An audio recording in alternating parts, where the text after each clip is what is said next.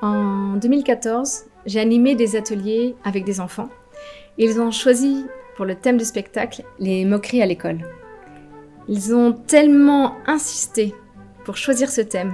Ils avaient tellement besoin d'en parler que ça m'a amené à me renseigner sur la question du harcèlement à l'école.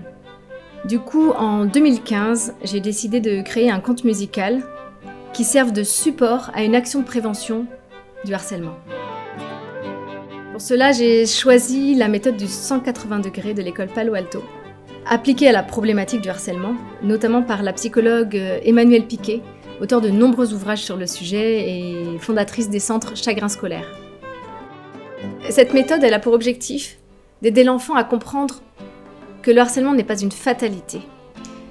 Elle est là pour l'aider à trouver les ressources en lui, pour sortir de sa posture de victime et apprendre à se défendre face à ses agresseurs en les décrédibilisant.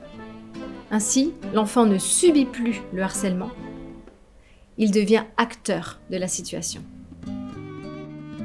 Nous intervenons depuis 2017 dans les écoles, les centres sociaux, les centres d'animation et en partenariat avec les mairies.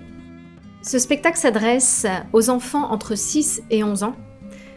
D'abord parce que le harcèlement à l'école apparaît déjà à cet âge-là, et ensuite parce qu'ils ont la maturité psychologique pour comprendre le processus du harcèlement.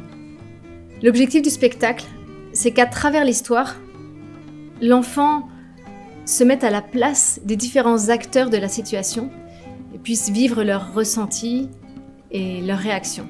Ils vont donc se mettre à la place de la cible des attaques, qui ne comprend pas ce qui lui arrive, à la place de celle de l'auteur des attaques, qui veut briller aux yeux des autres, sans se rendre compte qu'il blesse fortement quelqu'un d'autre.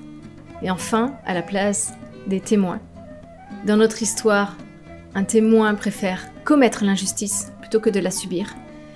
Et un autre témoin ne sait pas comment réagir par peur des représailles. À la fin du spectacle, il y a un temps d'échange avec les enfants et éventuellement les parents s'ils sont présents. L'objectif, c'est de vérifier que les enfants aient bien compris ce qu'était le harcèlement et assimiler les outils qui sont proposés à la fin de l'histoire pour savoir comment y faire face.